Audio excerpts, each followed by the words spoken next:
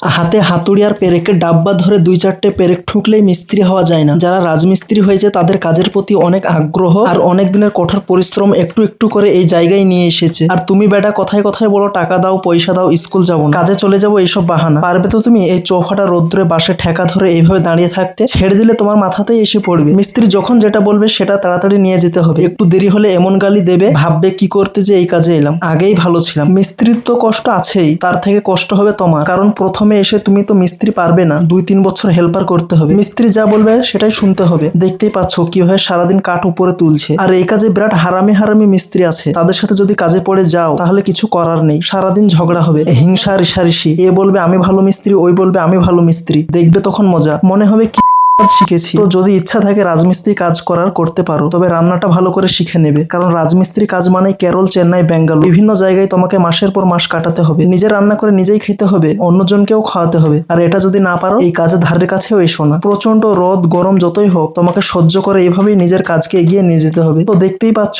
আমরা এখন গ্রামের বাড়িতে কাজ করছি, আর গ্রামের বাড়িতে কাজ করাটা অতটা সহজ না। গ্রামের প্রত্যেকটা বাড়ির লোক সব নিজে নিজেই ইঞ্জিনিয়ার, এভাবে করো ওভাবে করো, এক একজনের এক এক রকম অর্ডার, যে যেভাবে বলবে সেইভাবে একদম নিখুঁত ভাবে করতে হবে। যে বাইরের কাজের মতো ধর তক্তা মার ব্রেক করে দিলাম, এটা হবে না। তো আমাদের কাঠ দিয়ে ছাওয়ার কাজ প্রায় শেষের দিকে, আর একদিনের মধ্যে সব কমপ্লিট হয়ে যাবে। তারপর রড বাঁধার কাজ শুরু হবে। রড বাঁধার কাজ শেষ হলেই ছাদ ঢালাই। তো এই চৌফাটা রোদ্দুরে কাজ করতে করতে এক গ্লাস শরবত পাওয়া গেল। এটা তেঁতুল গলা জল, এই রোদ্দুরে খেতে অনেকটাই ভালো লাগলো। এনার্জি ড্রিঙ্ক, শরীরে অনেকটা এনার্জি পাওয়া গেল। আর সব থেকে বড় এনার্জি হচ্ছে এর এটা।